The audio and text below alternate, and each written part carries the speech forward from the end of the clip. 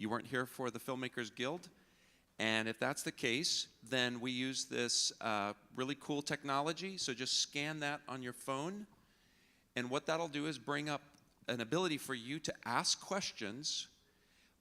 And you also want to do that because maybe you don't have a question, but pull that up on your phone because you'll be able to see everybody's questions populating, and you can vote them up or vote them down. Isn't that pretty cool? So we've been using this for a few years. It's been very helpful. You just heard the story, and I'm also going to unless I forget, I'm just going to make a plug. Every year we try to do some recruitment for those who would like to help us throughout the year. So I can't imagine a more opportune time than now. So if you were moved by that and you say, wow, I would actually love to be a part of this, not just during the week, but I'd love to be a part of it throughout the year. There are ways that you can get involved. And there's something very cool about that because nobody's getting paid, but there's something you will gain out of that, and that's a community. So we have a really tight-knit group that works together throughout the year. They're the most special team for me, and this wouldn't happen without them. We meet for prayer via Zoom. We collaborate together, and we build our community. So if that's something you'd like to be a part of, then there is a email that you can send. That's volunteers. Is it S or just volunteer? I thought they were going to put that up. Volunteer or volunteers at? Volunteers with an S. Volunteers at CWVFF.com. Send an email to that and say, I'm interested. Now, you don't have to commit. You might just say, I'm interested. I'd like to explore more. We would like to know that and let you, consider whether or not you're a part of this, be a part of this team throughout the year. All right, so you're going to be giving your questions. We've got some. I think that's probably been up long enough. So if you haven't got your phones out, let's go ahead and get the questions up here. And the first one here, it says, what is your vision for the next 10 years of CWVFF? We need another microphone for Rhett, too. Oh, we only have 4. Okay. Thanks. Anybody want to tackle that one? What is your vision for the next 10 years? Well, as we were looking back the last 10 years, one of the things that we've been thankful for is that the core values and the heart of the event has stayed true for these 10 years. And I think if I had to look at one thing that I would like to see, it's like I would like to see that continue for the next 10 years or however long God would like this to be. Just really having a heart to seek after Him, humble ourselves before Him and say, God, what do you want to do? And everything else comes out of that. One of the things that we have done is not really make a 10-year plan, but to say, Lord, what do you want us to do today? And so when we did our first year, we were just responding to what the Lord had put on our hearts through prayer. And we said, okay, Lord, you called us to do it this year. And it was at that event that we said, do you want us to do it again? So I think that's where we're at. We don't know. We don't know what the Lord's going to do, but we're willing to just listen to His voice and follow. There are some very core things that are not going to change. The core values for one of them, our focus on Christ. And once again, when we say Jesus Christ is preeminent, you don't make Jesus Christ preeminent. He is preeminent. Okay, so you don't make Him preeminent. He is preeminent. It's a matter of whether you're going to recognize that or not. So this is what we learned last night from Elisa Childers. That's truth. So that's a truth statement. Jesus Christ is preeminent. And so if we're not aligned with that, then there's no value to what we're doing.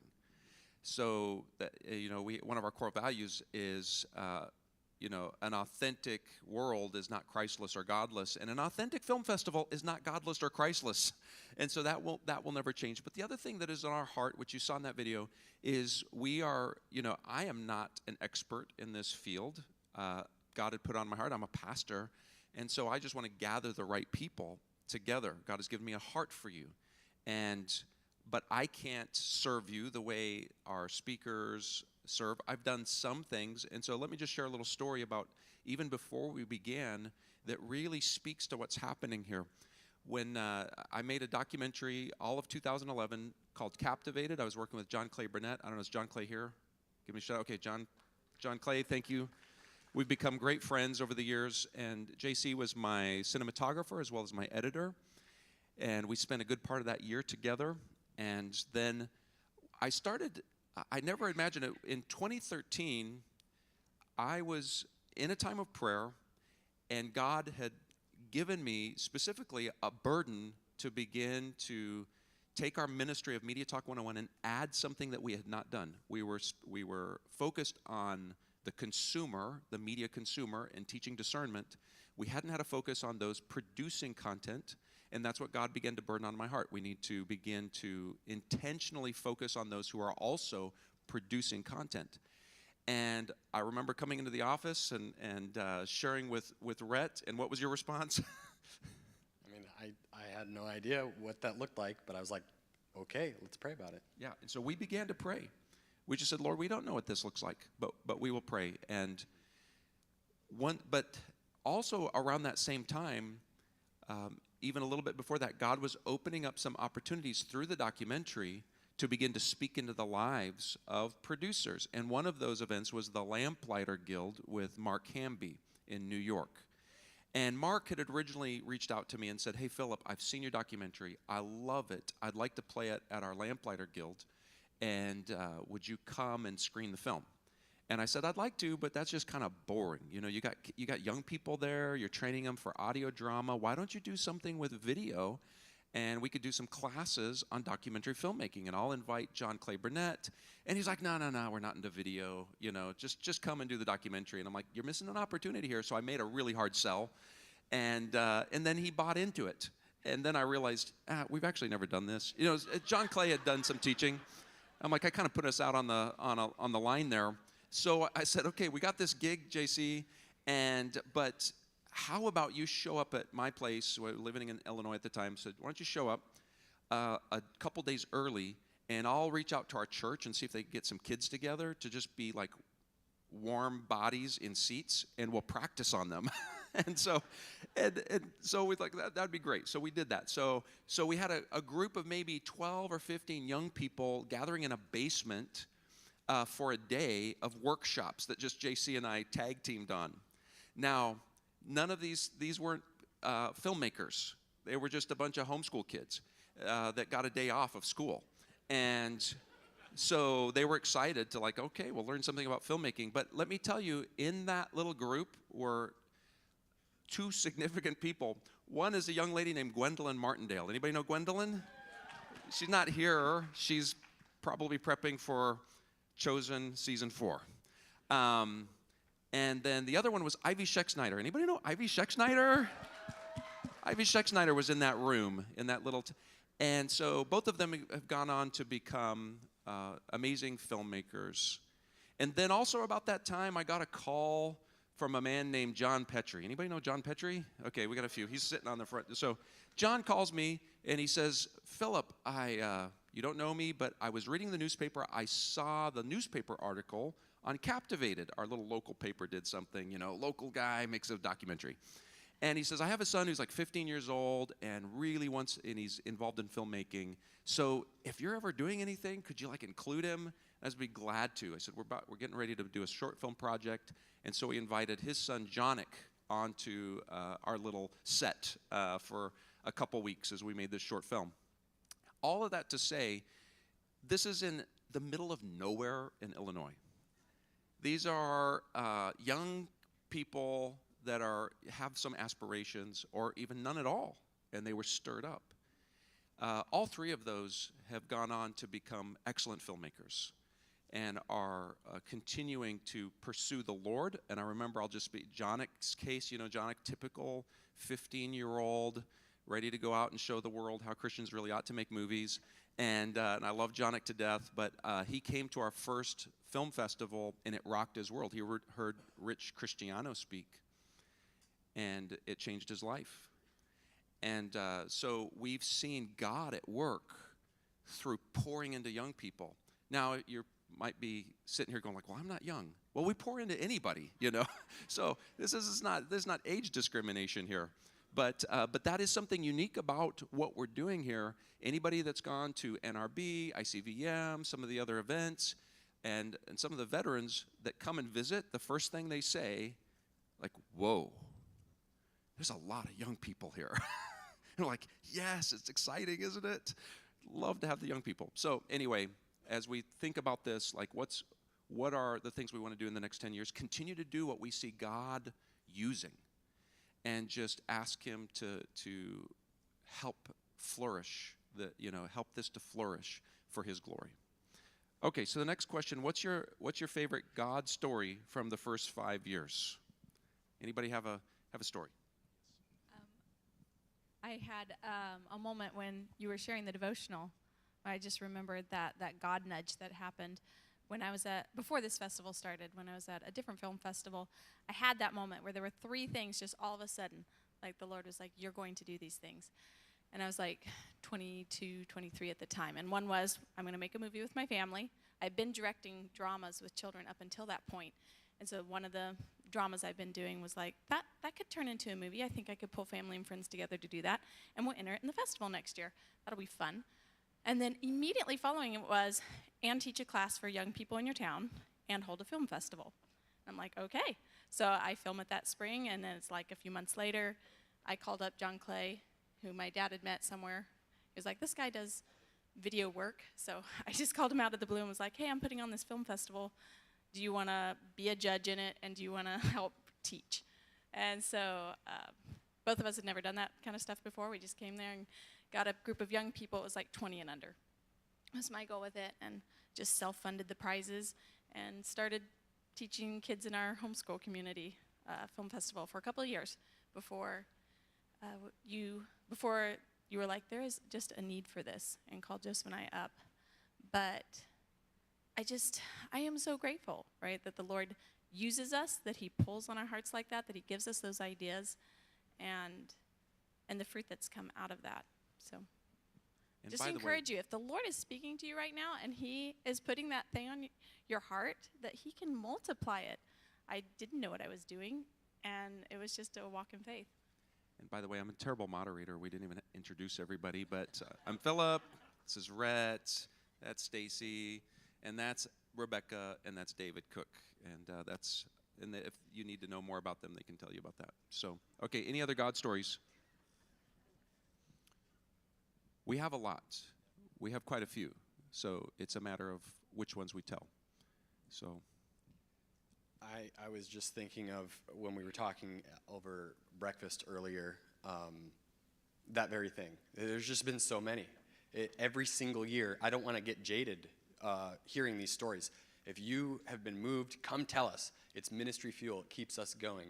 It helps us to know that God is at work here. And we see that. But earlier this week, someone came up and said, I wasn't planning on coming, but something happened. The ride situation changed for my son, who was coming down here, and I came down here, and I had no idea what to expect, but I was blown away at what the Lord is doing here. I called my wife up and said, we are going to make this a family trip every year. And that kind of stuff, and it's not to the glory of our festival. It's because of what God is doing, and we hear that over and over and over. So all of those stories are the most awesome stories we've ever heard. So I'm so blessed that that's a regular thing here because of the focus of the Lord. okay, well, if we come up with other stories, the problem that we have is that we've shared them and we've talked about them, and then they just keep accumulating, and the older stories get pushed back. So sometimes we have to jog our memory, but certainly we've seen God at work, and every year I have someone come up to me, and this year was no exception. Someone came up and said what someone always says every year, and they said, you know what, this is my first time here. I didn't know what to expect, but I don't know how to describe it. It's like summer camp when I was a kid. And, the power of summer camp is that you just put everything aside for some days and it's undistracted focus. And there's something they call the 3-day effect. It takes about 3 days to just kind of unwind from everything, and then things start sinking in. You can almost guarantee on the 3rd day of a summer camp, kids are going to start responding to altar calls. And so, because their hearts are becoming less cluttered, and it's a focus time, and we need that focus time. You need to carve out time like this. And we hope that you have experienced what a lot of people have told me that they have experienced. There's something very special about this, and my cup is overflowing. That's what we hear. Like, I've come, I remember, here's a story, Travis Palmer, who's not here as far as I know, but we love Travis. He had made a film called Where Was God? It was about the tornado in Moore, Oklahoma that just devastated, and he was hired to make this documentary. It was such a difficult experience to make that documentary. The pain and the grief that he had to see through the lens, and to put this together is a very powerful documentary. But also his experience in film, this was his first Christian, he was a Christian man, but this was his first Christian set to work on. And then coming to the Christian Worldview Film Festival, I don't know if that's year 1 or year 2, he had never been to a Christian festival, and I remember him being so overwhelmed that we took a whole film block and sat together, and he just wept. And he says, I have never experienced anything like this of Christian community. This is not the world that I'm accustomed to. And God really ministered to him, and he began to really come alongside us, and he's been a part of this off and on over the years. And that's just one of many stories. Are the guys from Brainy Pixel here? You guys here? So I remember they came to Nashville when we were there, and I remember sitting down at a cafe, and they gave me their cards, told me about all the cool stuff, and they're doing some cool stuff. They demonstrated that last year. Oh, this new technology that we're using, to do animation, and they were so excited, and I'm like, that's cool, but we need to be just as excited about the Lord, and they didn't realize, and I'm just going to let you guys know, like, I don't have a horse in the race. I can't give anybody a leg up. I'm not important. I have no money. So once people figure that out, then they're not like clamoring to meet with me at for coffee. So they didn't know. They're like, hey, Philip's the director, So they're like, oh, so I'm like, I don't want to let them down. I'm like, I can't do anything for you guys. That stuff's cool, but I can tell you about Jesus, And they were Christians, but like a couple years later, they won an award for one of their animations. And after the awards ceremony, the spouse of one of these men came up to me and said, you don't know me, but I just want to thank you for what you guys are doing here. My husband came a couple years ago, and when he came back, he was a changed man. He was a changed man, and he recalibrated, and he refocused on his family. I've got my husband back. My children have their father back. And they have recalibrated their focus in their work.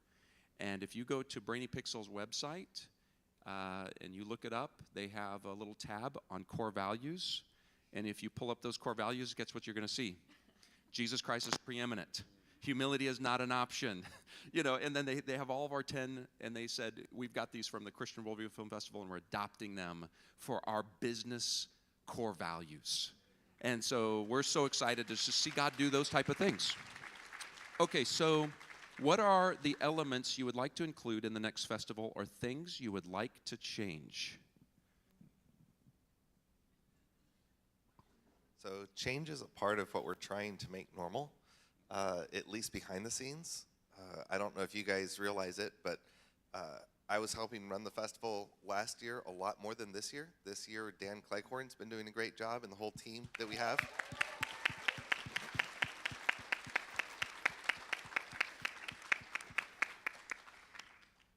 We don't really want to be the people instigating change as much as just seeing where God is leading and what we're supposed to do.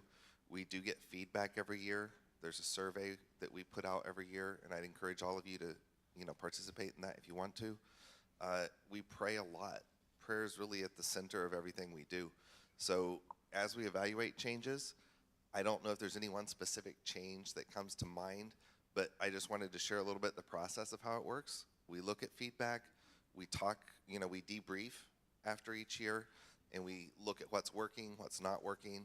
I don't know if anyone's noticed, but the schedule is like you have more space in between sessions and blocks and stuff so that you can talk more with people. I love that change. So we try to make small changes, but that's how we make the changes. We pray a lot. And also, just expanding a little bit on the year-round volunteers, the idea that we've put into place with that is it's a 2-year commitment with a lot of change, because the first year you jump in and you help in an area that we feel might be good, and you get mentored by the person that was doing it the year before. And guess what you're doing year 2? You're mentoring the person that jumps in to take over for you, and that gives you the option to move on to something else. So change is definitely behind the scenes an integral part of what we do now. Great. And anybody else? I just wanted to mention a recent change that we did that if you were here for the Guild, that you are aware of, is the screenplay competition that we did. That's something that we just kind of came up as we heard from you. And so as David's saying, yeah, let us know some things that you would like to see that could serve this community better, and we're going to do, as the Lord leads, the best that we can do to accommodate that. And so I think that's one thing that we'll be debriefing on, is looking at how that went and how we can serve you better in that. And so I'm excited about that change. I love the writing process. So another thing we do here at the Guild is, as you know, there's a limited amount of sessions. And some of you may have watched that video before we came up here and was like, I didn't learn how to make a pitch deck this week.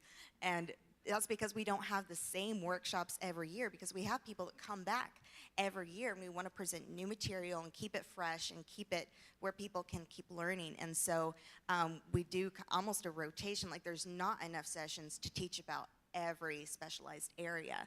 So if there was a workshop that you'd really like to see, let us know.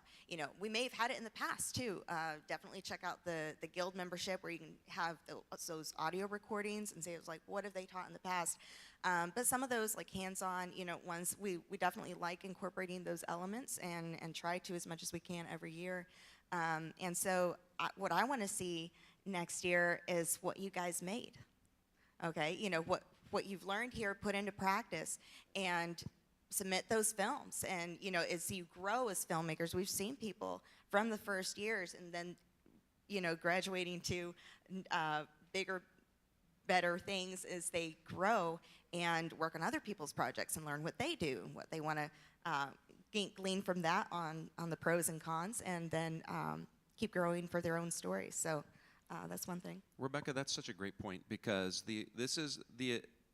we don't have an agenda that's all about the film festival. The film festival serves a community. And I used to call this a crowdsourced event, but it really is a community-sourced event. This is your festival. It takes leadership, so we're providing that role to kind of shepherd it and guide it.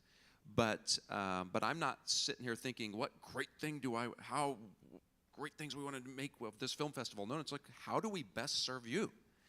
And if we can do that better, we're all for that. But as Rebecca was saying, we want to see the fruit that comes out of this.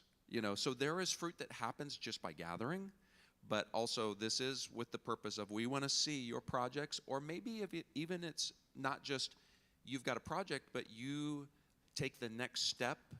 And we've seen this over the 10 years. We could tell you story after story after story of people who have come, they have served, they have done been faithful in the little things, and then God begins to use them, and now they're on crew, they're sought after, they're finding the ability to even have a career doing this, and it's pretty exciting. Like the year, this is interesting, when I remember Justin Tolley called me up one time, and he says, hey, Philip, I need some help. They were working on the film Indivisible, and he says, we need some interns. I called Stephen, asked him for some suggestions for young people, and Stephen said, call Philip. He's around all these young people. And so that's what Justin did. He said, can you give me some names? And I And I gave him some names. And you know what those names are? People that I have seen here serving faithfully, those that we've seen being faithful in the little things and little projects, being faithful. And you know what? Those people got on their first feature film set.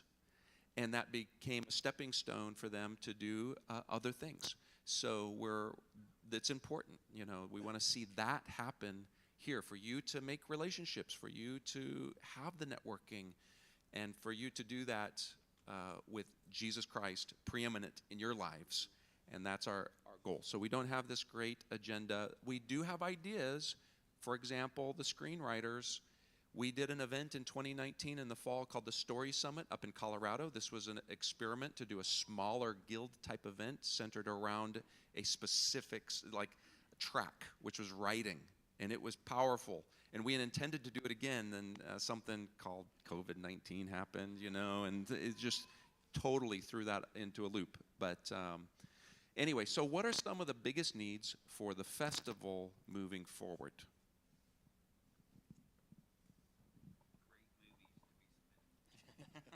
Stephen says great movies to be submitted. We do need some, and great short films, great documentaries. So we do need to see that excellence continue, you know.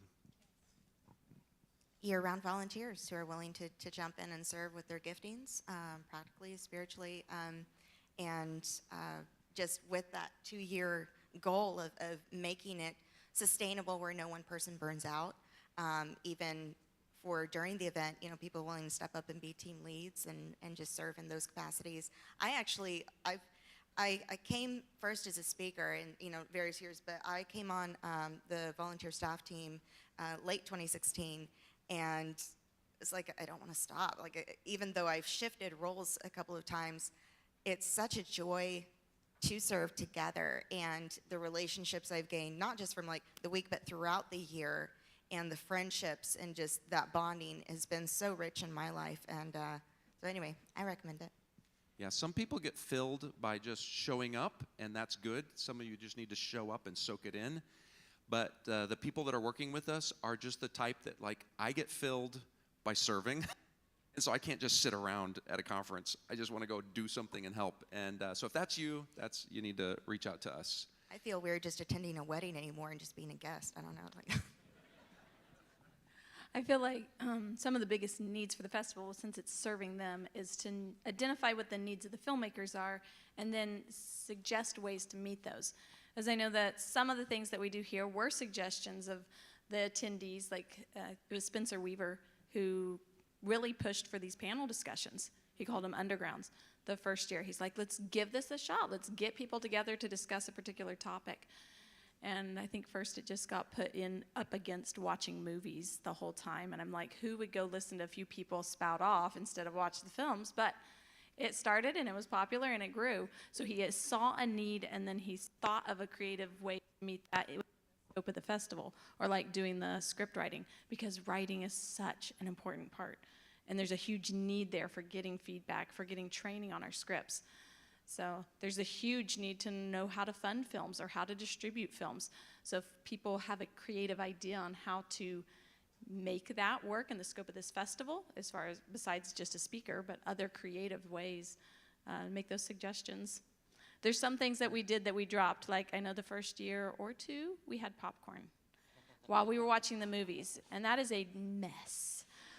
So it got dropped, but it was so fun. Yes, you know, but she makes a great point, Stacy.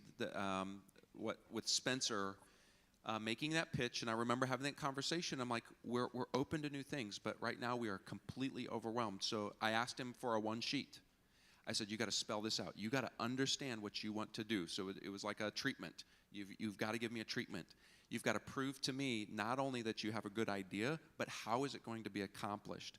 Same thing happened a few years ago when a group from within inside our community here said, could we do a 48-hour film contest? It's like, well, why would anybody want to make a film in 48 hours? I'm like, I don't get it. This sounds really lame. And I'm like, no, it's a thing. Why? Why? I understand. And but I said, same thing. first of all, show me that you not only have an idea, but you have a plan, and then you have a team. And then I said, and make sure that it does not drain anybody else that's doing something right now. So you're going to have to draw from a team that's not already working, because we can't afford to drain any resources right now. And I will tell you that first year almost didn't happen, because it began to really drain the team. And I'm like, okay, you guys have like 48 hours to get this together, or else we're putting the kibosh on this, you know. You want 48 hours? You got them, you know. Pull this together. And then it's, you know, and the 48-hour has kind of like waned a little bit. And so that's another thing. If you've got opinions about that, if you've been a part of the 48-hour film contest, I've been asking people, and I've heard some positive things. We realized that with the short turnaround from August to March, that put a real cramp on that. So we didn't know if the lack of response was just that, and it may be. So I know the feedback I've received already, because I'm listening, is that we love the 48-hour. It was just a tough transition to do that. So we need that feedback. Okay, so, and the biggest need we have in the film festival is the favor of the Lord. It's our asset. In addition to just our team, like meeting for prayer, we actually have a prayer newsletter that goes out as well that you can be joining with us on the needs throughout the year. So check with registration if you want more details on that. Okay, what are some of your favorite films that have been shown at CWVFF? Of course, this is very subjective, so this is not objective truth that we heard about last night. That's like, this is an question. What kind of ice cream do you like? But, you know, maybe mention, each of you think of like one of your favorite films. Was anybody here last night? Those were some of my favorites. Yeah. I actually really liked The War Within.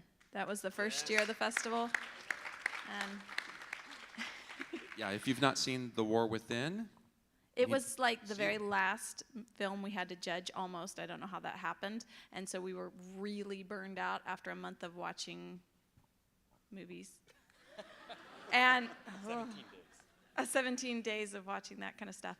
And I know I was about to have to leave for like an event, I think a baby shower or something, and Joseph's like, well, while you're getting ready, I'm going to pop this one in so that we can kind of judge while we're getting ready.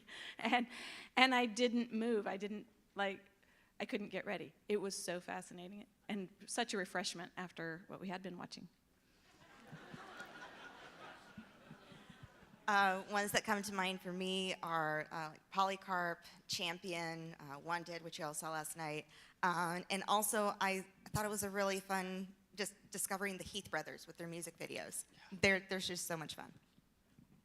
As Philip said, this is very subjective, and we've watched hundreds and hundreds of films in the last 10. over 1,000 films. Well over 1,000 films. And so for me to say, oh, that one, but there were many of them, but I'll give you a couple that I really appreciated. Sabina. Yes. That film is beautiful. If you haven't seen it, it is so encouraging. I love that one, but it did show here, and so I love that one. Also, for a completely different reason, Treasure Lies. And one of the reasons for me is because so many people that I saw as young filmmakers and coming to our event and being encouraged worked on that film, and then to see how their work came together was just a real blessing. One of the things I was learning when I was going to a pastoral training class was when you're doing a sermon, if you keep it short and it's good, you leave people wanting more.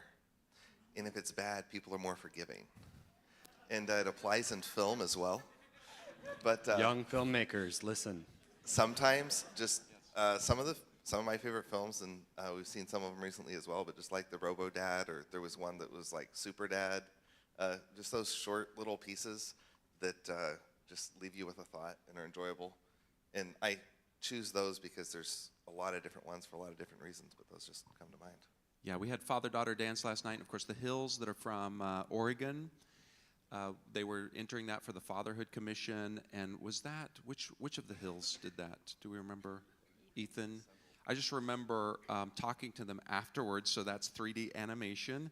They made this great film for the Fatherhood Commission. They went to go have it rendered. They needed a render farm, to render it, and it was going to cost them $20,000 to render that film. 3-minute film, that's a complex film. It's going to cost them $20,000 to render the film. And it's like, I'm just a kid. I'm just like a kid from Oregon trying to enter this contest, and the grand prize is only a few $1,000s. Wouldn't even cover the costs. And so, but they prayed and they sought the Lord, and God opened up a door at a render farm where they were just going to charge them for the power. And that cost, I think, over $2,000 just to pay for the power to render that. But that's how motivated they were. And we love that kind of motivation that says, I really want to be a part of this and put forth my best work. So another film that really, I love documentaries. So it is hard to pick one film. That's like, what's your favorite child? You know, they're not my children, but I could tell you the ones I don't like, but it's easier to. But I know a few years ago we had a documentary, Jesus in Athens. So timely. So when we think about our issues that we're having at the border and all of the conservative political banter, this is the same thing that's happening in Greece with people crossing over the Aegean Sea from Turkey.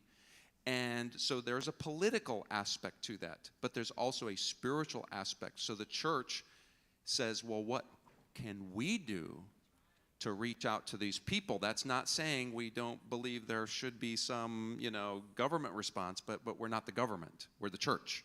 And that they really beautifully demonstrated how the church can respond to crisis in a way that's gospel in Jesus Christ. And so if you haven't seen that one, it's on Amazon. I think it's an Amazon Prime, possibly. Also, there's a documentary, Facing Darkness. Yes. About a doctor that went to help deal with the Ebola breakout at severe risk to his life, right? And then he contracted Ebola. So it just tells that story. And I would agree, I think some of the documentaries, and there's been so many good ones that we've been able to show, and they don't get seen as much. But I would highly recommend going back and looking at some of the different documentaries, because they just have the ability to speak to our lives in a way that's unique and really challenges me. So definitely. They're affordable to make. They have a long shelf life. Really pray about making documentaries. Okay, next question. What is the greatest struggle or area of, didn't we just do that one? Okay, that's the one we just, okay. How has Christian filmmaking matured or changed in the time from year one of CWVFF until now? Okay, how has it matured? I would, well, go ahead. Let me say this. There's a lot of conversation that goes on about Christian film and where it's at and the level of refinement or progress that it has. And one of the things I've realized is that filmmaking is kind of like a life cycle. You always have people that are just getting into it. You have people that have been doing it for a while. You have people that have been doing it for a long time. So the expectation is different depending on where you're at in your journey. And you always want to seek to do things with excellence. And there's more and more resources available to help you learn and do better. There's more people for you to work with because there's more and more Christian filmmakers, more opportunities to network. So I think you can definitely improve at a more rapid pace than before, possibly. But it's also okay to make your first film and have it not be very good. That's okay. And it's okay to be at the middle where you're doing your best and it's still not as good as some films that make it into a theatrical release. That's okay. We don't have to judge everything the same way and judge everything against the best that's out there. But you are responsible to seek God, do what He's wanting you to do your best, do it with excellence. So you do your part, and it's okay to be in a learning process. So I think that's important to think about, even as we think about things as a whole. Each person's going to be at a different place. So we don't have to always judge the big picture by any specific project. I would like to say, I would just change this a little bit and say, how have you seen Christian filmmakers mature? And that's really what we're about. Because if you mature as a believer and as a filmmaker, then that is going to help the projects mature as well.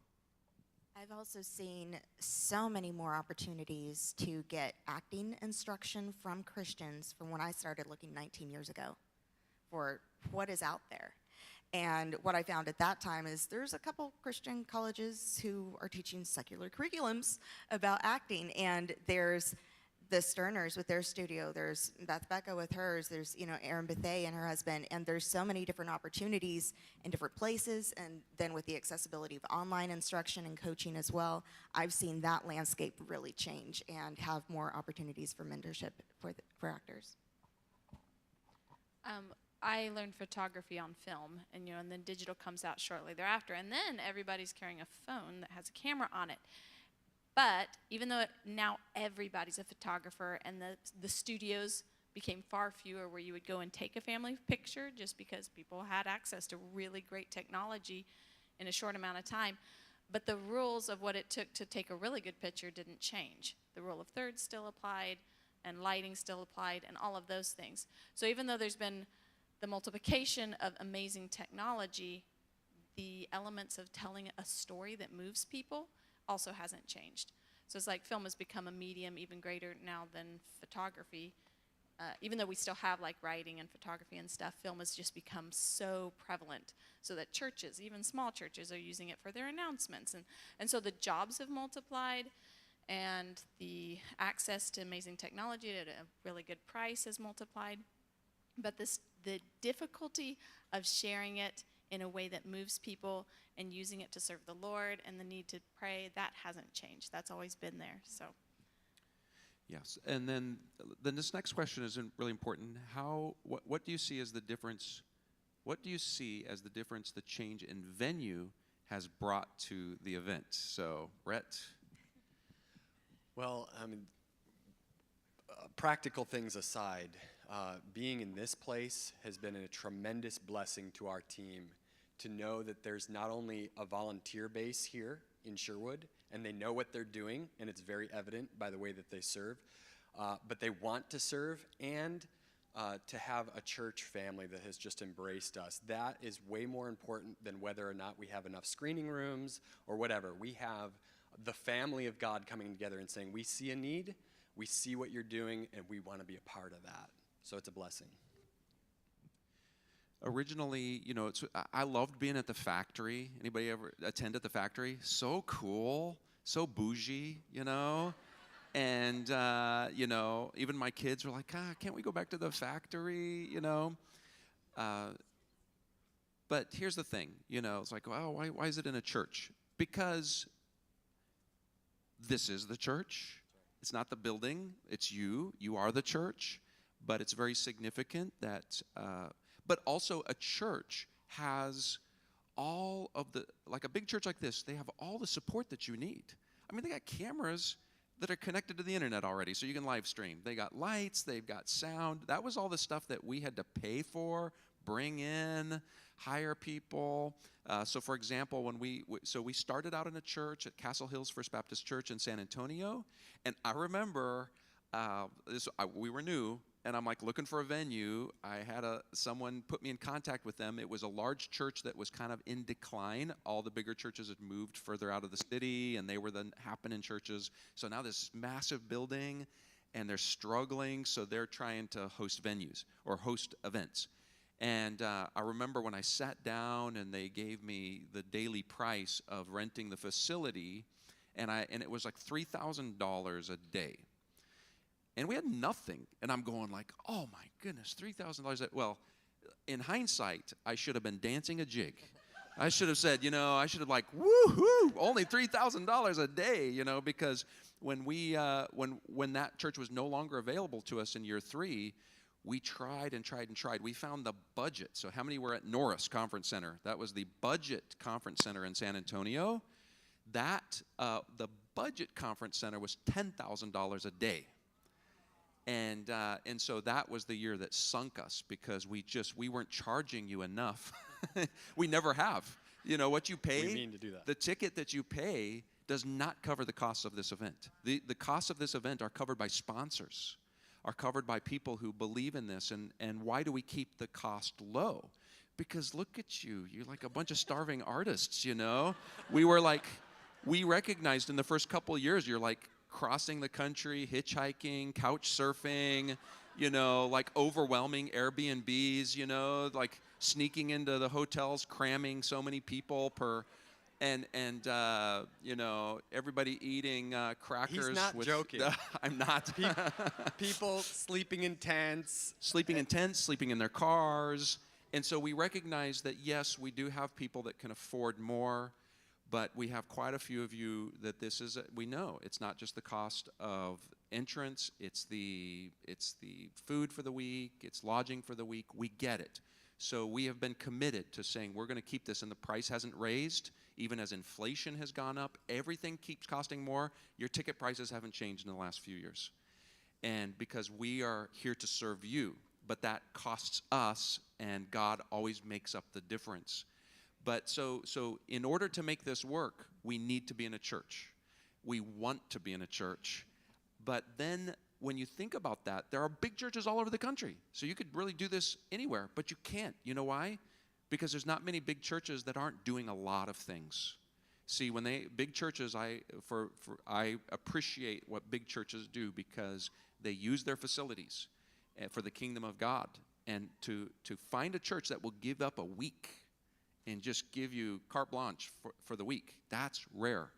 And then the churches that we have used, and we've had good experiences, especially at the churches in the Nashville area and Atlanta area, those are wonderful. So no complaints there. But they were a little more transactional. You know, we do this, and it's but not so with Sherwood. Sherwood, this is not a transactional event relationship. They say, we want to partner with you. We love what is going on here, and we want to be a part of it. Please, they're begging us, make this your home. So that's why we're coming back next year. We are so glad for them. It makes all the difference.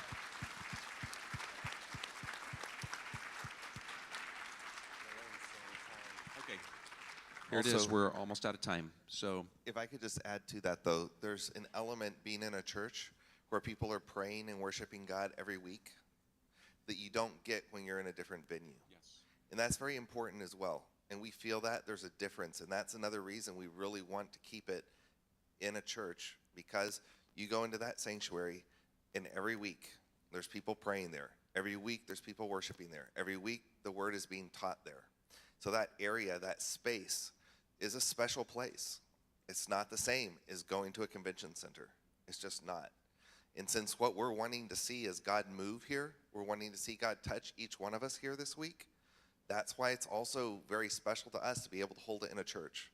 And that's something we appreciated when we were at Long Hollow in Tennessee. It's something we appreciated when we were at Woodstock in Atlanta area. And it's something we just loved being here. And so I think that's an important variable to think about as you think about what's going on and what you're trying to see God do.